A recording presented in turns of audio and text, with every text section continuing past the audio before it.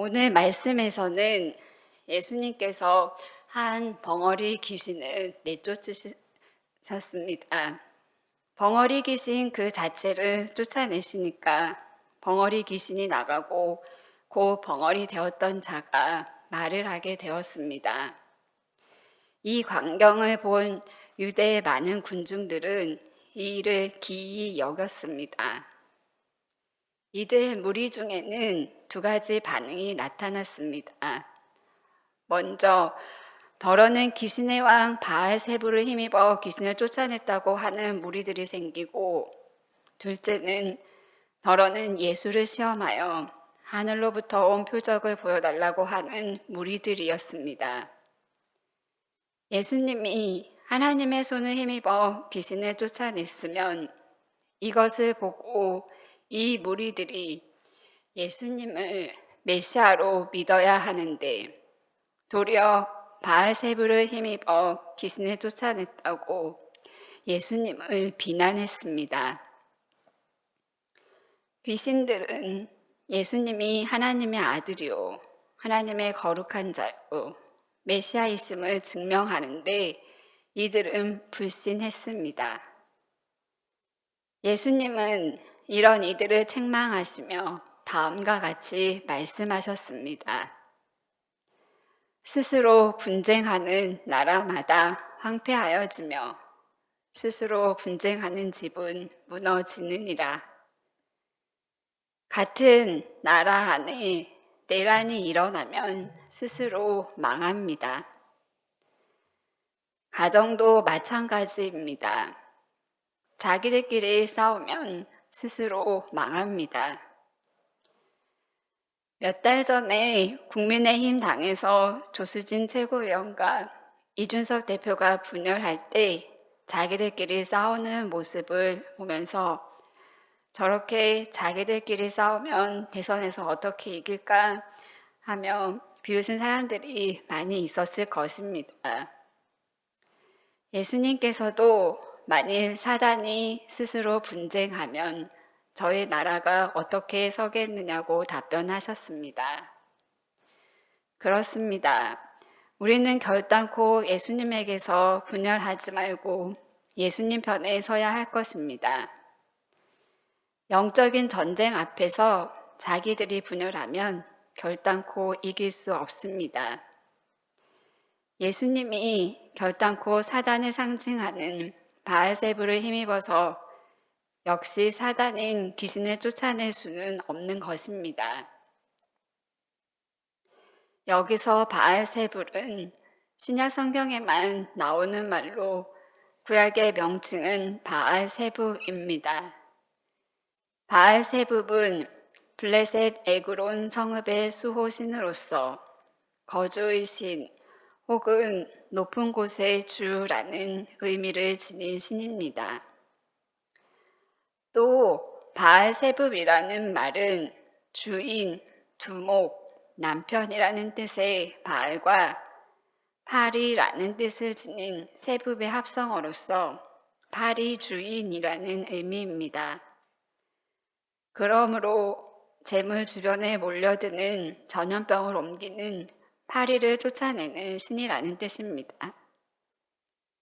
예수님이 이 벙어리 귀신을 쫓아냈을 때 파리나 쫓아내는 신, 귀신의 왕 바알세부를 힘입어 쫓아냈다는 것입니다.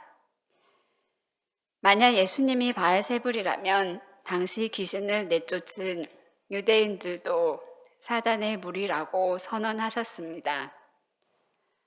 그러므로 19절, 내가 바알세불을 힘입어 귀신을 쫓아내면 너희 아들들은 누구를 힘입어 쫓아내느냐라는 말씀은 너희의 비난은 어불성설이라는 것입니다. 그러면 예수님은 누구를 힘입어 귀신을 쫓아내셨습니까? 20절 말씀을 보면 그러나 내가 만일 하나님의 손을 힘입어 귀신을 쫓아내는 것이면 하나님의 나라가 이미 너희에게 임하였느니라 하셨습니다. 그렇습니다. 예수님께서는 천지 만물을 창조하신 하나님의 손길을 힘입어 귀신을 쫓아내셨습니다. 그리고 귀신이 쫓겨난 그곳에 하나님의 나라가 임하였다고 선포하셨습니다. 귀신의 왕 바알세불이 통치하던 것이 귀신이 쫓겨나므로 이제 하나님의 통치를 받게 된 것입니다. 21절과 22절 말씀, 강한 자가 무장을 하고 자기 집을 지킬 때에는 그 소유가 안전하되 더 강한 자가 와서 저를 이길 때에는 저의 믿던 무장을 빼앗기고 저희 재물을 나누느니라. 여기서 강한 자는 사단을 말하고 더 강한 자는 사단의 권세를 깨뜨리는 예수 그리스도를 가리킵니다. 예수님은 당신 자신을 더 강한 자로 비유하시며 저를 이길 때에는 저의 믿던 무장을 빼앗고 저의 재물을 나누느니라고 말씀하셨습니다. 예수님께서는 이미 공생애를 시작하시면서 사단의 3가지 시험을 이겨내심으로 강한 자 사단을 물리치기 시작하셨고 순간순간 귀신 들린 자들을 회복시키심으로 사단의 세력을 꺾으셨습니다.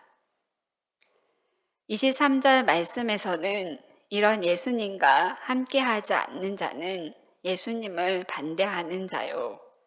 예수님과 함께 모으지 아니하는 자는 해치는 자니라고 하셨습니다. 영적인 세계는 중립이 없습니다. 예수님께 속하지 않는 자는 사단에 속해 있고 사단에 속해 있지 않는 자는 하나님께 속해 있습니다. 그리스도와 함께한 자는 십자가 군병이나 그러하지 않는 자는 적병입니다. 그러므로 예수님께 속해 주님과 함께 싸우지 않는 자는 원수 마귀 편입니다. 또한 예수님과 함께 양떼를 모으지 않는 자는 양떼를 흩어버리는 해방자입니다. 그러므로 주의 은혜로 사단의 권세에서 벗어난 후에는 적극적으로 예수님과 함께 삼킬 자를 찾아 두루 돌아다니는 마귀를 대적하여 싸우고 예수님의 피로 사신 양떼를 지키며 섬기는 일에 적극적으로 동참해야 합니다. 그렇지 않으면 어떻게 됩니까? 24절에서 26절을 보면 이 더러운 벙어리 귀신이 그 사람에게서 나와 물 없는 곳으로 다니다가 쉬기를 구하되 얻지 못하고 말하기를 내가 나온 집으로 돌아가리라 하고 와 보니 그 집이 소재되고 수리되었으므로 가서 저보다 더 악한 귀신 7을 데리고 들어가서 살았습니다. 그러니까 그 사람이 낮은 형편이 전보다 더 심하게 되었다고 하셨습니다. 이것은 귀신이 나간 후에 예수님을 새 주인으로 모시지 않고 빈집으로 두면 더욱 큰 위험에 직면하게 된다는 것입니다. 가끔 우리도 이런 분들을 만나게 됩니다. 귀신 들렸던 사람이 예수님의 이름으로 고침을 받은 후 얼마간 괜찮다가 그분이 예수님을 믿지 않고 믿음으로 살지 않으므로 전보다 더욱 심하게 되어 폐인이 된 분들입니다. 이전보다 더 심하게 악령에게 시달리게 되는 것입니다. 그러므로 적극적으로 믿음으로 살고 적극적으로 주님을 기쁘게 하는 삶을 살아야 할 것입니다. 이렇게 적극적으로 말씀에 순종하면 귀신이 발 붙일 곳을 찾지 못하고 영영 떠날 것입니다. 27절 말씀에서는 이렇게 귀신을 쫓아내시고 자신을 헐뜯는 유대 교권자들을 침묵시키는 그리스도를 곁에서 본 무리 중에 있던 한 여인이 탄성을 올렸습니다. 당신을 뵌 태와 당신을 먹인 젖이 복이 있나이다. 이때 예수님께서는 28절에서 이렇게 말씀하셨습니다. 예수께서 이르시되 오히려 하나님의 말씀을 듣고 지키는 자가 복이 있느니라. 우리가 아무리 많은 주의 말씀을 듣고 깨닫는다고 하여도 그 들은 말씀을 지키는 것이 중요합니다. 요한계시록 1장 3절에도 하나님의 예언의 말씀을 읽는 자, 듣는 자, 그 가운데 기록한 것을 지키는 자가 복이 있는 자라고 하셨습니다. 우리 속담에 부뚜막에 소금도 집어넣어야 짜다라는 속담이 있습니다. 아무리 많이 알아도 실행에 옮길 줄 모른다면 무슨 소용이 있겠습니까? 누가복음 10장 25절에서 28절 말씀을 보면 어떤 율법 교사가 선생님, 내가 무엇을 하여야 영생을 얻으리까? 라고 묻습니다. 이때 예수님께서는 율법에 무엇이라 기록되었으며 내가 어떻게 읽느냐고 물으십니다.